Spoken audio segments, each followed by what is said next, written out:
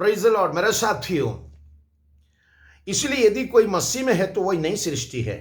पुरानी बातें बीत गई है, देख सब बातें नई हो गई है। अब सुनने वाला हेवनली मनना, बोलने वाला पास्टर इब्राहिम मैथ्यू बैंगलोर। जिंदा परमेश्वर का प्यार है। 2 कोरिन्थी चैप्टर 5 वर्स 17 में लिखा हुआ है। दूसरा कोरिन्थियन 5 अध्याय उसका 17 में लिखा हुआ है। इसलिए यदि कोई मसीह में है तो वही नई सृष्टि है। पुरानी बातें बीत गई है, देख सब बातें नई हो गई है। हालेलुया। परमेश्वर का साथियों, मेरे भाइयों, परमेश्वर का बच्चों, ये बात हमने बहुत बार सुन चुका होगा। अगर कोई मसीह में है तो नया सृष्टि है बोल रहा। कैसे नया सृष्टि बन सकता है? कैसे इंसान नया हो सकता है ना? मसीह यीशु के सामने निकोदिमोस नाम का एक इंसान आकर के परमेश्वर को बहुत प्यार करने वाला था, खुदा को हुक्म मानने वाला था वो दिल से, क्योंकि सबके सामने उसका अच्छा पोजीशन था, इसलिए किसी सामने नहीं आया था। उसने रात को आके परमेश्वर के सामने आके पूछ रहे, उसका जो 4 में पढ़ता हूं, जॉन चैप्टर 3 वर्स उसका 4 में पढ़ता हूं, देख लीजिएगा। यूहन्ना का किताब 3 अध्याय उसका 4 में पढ़ता हूं। देखिए, निकोदिमस ने उससे कहा, मनुष्य जब बूढ़ा हो गया तो कैसे जन्म ले सकता है? क्या वह अपनी माता के गर्भ में दूसरी बार प्रवेश करके जन्म ले सकता है? यीशु ने उत्तर दिया, मैं तुझसे सच सच कहता हूं, जब तक कोई मनुष्य जल और आत्मा से ना जन्मे तो वह परमेश्वर के राज में प्रवेश नहीं कर सकता है। जब तक वो जल और आत्मा में जन्म नहीं ले सकता है, तब तक वो स्वर्गराज में प्रवेश नहीं हो सकता है। यीशु ने उत्तर दिया। निकोदिमस को एक कमी था कि वो समझ में नहीं आ रहा था, बुढ़ा होने के बाद मां का गर्भ में दोबारा जाके जन्म हो सकता है क्या? यीशु ने उसको जवाब दे रहा, जब तक जल और आत्मा में ना जन्मा तो स्वर्गराज में प्रवेश नहीं हो सकता है। तो आप जल और आत्मा में प्रवेश, जो बपतिस्मा लिया है, जन्म लिया है, आत्मा में जन्म होना है और जल में जन्म होना है। मैं और आप बोलने वाला बात के अंदर में एक बात समझ जाना, ये जो बात का गहराई बहुत है। और मसीह में नया जन्म होके नया सिरे से जन्म होना मतलब पुराना को क्या करना होगा? दफन करना होगा। आपका जो अंदर में जो पाप करने वाला, आपका जो साथ चल के आपका साथ में पापों की रास्ता में ले जाके सारा गुनाह करके दुनिया के सामने गलत नाम कमा करके गलत रास्ता में जाके गलत खाना पीना खा के तेरा नाम बदनाम किया, वो जगह में होगा। अगर तुम तौबा करके परमेश्वर के सामने सही तरफ से वापस आकर के जब बपतिस्मा लेता है ना, तब से तेरा नाम को चेंज आ जाता है। पहले तुम्हारा नाम हो सकता है प्रियकरण, हो सकता है तेरा नाम दूसरा कोई गलत काम में लड़ाई करने वाला, झगड़ालू, धंधा करने वाला, दारू पीने वाला, उल्टा सीधा बहुत नाम आता होगा। मगर तू तौबा करके परमेश्वर के साथ बपतिस्मा लेने के बाद तुम्हारा नाम पर चेंज होता है, तुम खुदा का संतान बन जाता है, तेरा नाम चेंज हो जाता है। ये बपतिस्मा दुनिया वाला किसी को नहीं दिया जाता है। जो भरपूर दिल से विश्वास करता है ना, उसको दिया जाता है। जो ईमान में मजबूत है उसको दिया जाता है। जो मसीह को कबूल किया उसी को दिया जाता है। अपना गुनाह के बारे में इकरार किया उसी को दिया जाता है।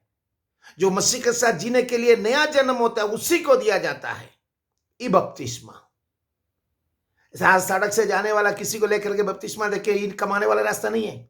अगर तुम मसीह में आ जाएगा तो तुम नया सृष्टि है। अगर कोई मसीह में है तो नया सृष्टि है, बता रहा। अगर तू नई सृष्टि बनना है तो जल में जन्मना जरूरी है, पानी के अंदर बपतिस्मा लेना जरूरी है, तौबा करना जरूरी है, खुदावन के सामने खुला दिल से गया दिनों पर जो भी पाप आए उससे माफी मांगना है। दूसरा, उसका नाम लेके मुंह से इकरार करना है खुदा है बोल के। तीसरा में तुझे मुर्दों से जिलाया गया बोल के दिल से विश्वास करना होगा, तब जाके तौबा पूरा होता है। तौबा करके जो विश्वास करने, मसीह यीशु पर विश्वास करने वाले को दिया जाता है बपतिस्मा। बपतिस्मा मसीह के साथ पूरा दिल से विश्वास करने वालों को दिया जाता है मसीह यीशु के ऊपर में। मैं बता रहा हूं, बाप दादाओं से चल के आने वाले निकम्मा चाल चलन से तुझे छुटकारा देने के लिए मसीह यीशु का लहू से तुझे छुटकारा दिया है। तो आज मसीह का हुक्म को मानने वाला मेरा भाई, मेरा साथी, तो क्रिश्चियन बोल के गिलामी एक क्रॉस डाल के चलने से नहीं हो सकता है। क्रिश्चियन है बोल के सबके सामने तुझे क्रोसाइनो क्रॉस बनाने से नहीं होता है। तो मसीह का संतान दिल से बनना है। अगर तुम मसीह के नाम पर चलेगा ना तो बरकतों से तुमको भर देगा। एक बात और मैं बताता हूं, हम लोग सब खेती बाड़ी करने वाले लोग थे ना। समझिए एक सूखा वो एक सीड लेता है, सीड मीन से एक बीज लेता है। इसको क्या करता है, मट्टी में जिस दिन गाड़ देता है, जो उसको डाल देता है, थोड़ा सा पानी उसको छीट देने का बाद कुछ घंटे का बाद वो बीज के हिसाब से बाहर नहीं आता है, उसके अलग नाम का साथ बाहर आता है। कैसे आता है? उसके अंदर में जो जीवन था, पानी का गंध जैसे मिला वैसे उसमें से जीवन होकर के उसके अंदर में कुछ जीवन का पत्ता बाहर आना शुरू हो जाता है। उसी तरह तुम्हें भी मसीह के साथ मिल जाता है ना, अंदर में पवित्र आत्मा रह करके पाखुर का वसीला से तेरे अंदर से एक नया जीवन का शुरुआत उठ जाता है। गया दिनों पर तो सूखा हुआ बीज था, अभी तुम बाहर आता तो समझ जाओ तुम्हें एक नया पौधा के हिसाब से, एक छोटा से एक पौधे के हिसाब से तुझे गिनाया जा रहा है। पहले तो सूखा हुआ बीज था, अभी तो नया जीवन का साथ तुम बाहर, तेरे नाम चेंज हो जा रहा। तुम डाला है एक दाना, 1000 दाना के लिए तुझे पैदा कर रहा परमेश्वर।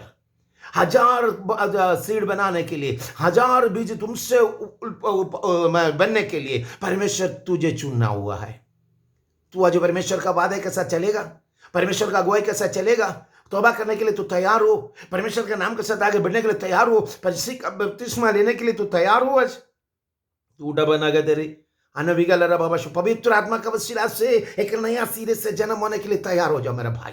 देख और भी एक बता रहा हूं, मरियम को कोख में यीशु मसीह पवित्र आत्मा द्वारा जन्म हुआ, वजन जड़दारी हुआ। मरियम को मालूम है, यूसुफ को भी मालूम है, पर पब्लिक को मालूम नहीं कि यीशु किसका बेटा है। खुदा का नूर बन के आए वो परमेश्वर, खुदा का बचाने के लिए आए वो परमेश्वर किसका बेटा बोल के किसी को मालूम। सब बोल जोसेफ का बेटा है, बात सही है। 30 साल तक मरियम का साथ फिर परमेश्वर का पिता का परमिता यहोवा का कोई कनेक्शन के बारे में लिखा नहीं है।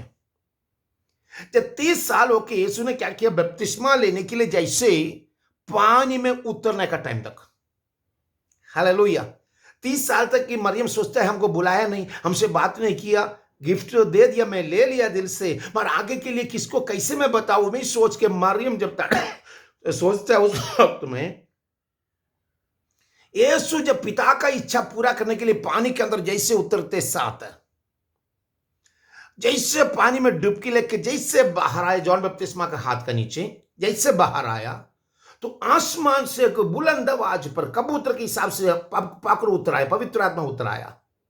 वही बता रहा है, ये मेरा प्यारा पुत्र, मैं इसमें प्रसन्न हूं, इसमें खुश हूं।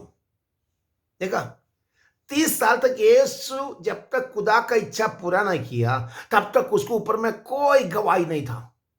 यीशु जब पानी में उतर के जैसे ऊपर आया वक्त, आसमान खोल के पवित्र आत्मा आकर के कबूतर के हिसाब से आके बोल रहा है, ये मेरा प्यारा पुत्र, मैं इसमें प्रसन्न खुश हूं।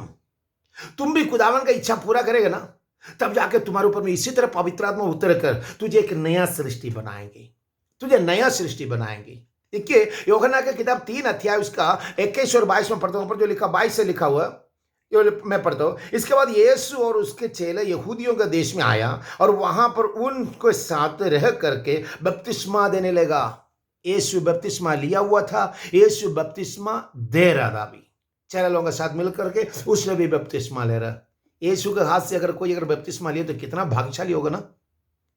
आज यीशु तुझे उसके लिए बुला रहा, नया सिरे से जन्म होने के लिए, आत्मा और रूह में, आत्मा और पानी में जन्म होने के लिए यीशु तुझे बुला रहा। जल से नया सिरे से तुझे जन्म होने के लिए यीशु बुला रहा। तेरा पापों का ढेर जो जो तेरे ऊपर में जो पड़ा हुआ पाप के ढेर पानी के अंदर में उसको दफन दिया जा रहा है, उधर से तू नया सिरे से जन्म होकर बाहर आना चाह रहा हो।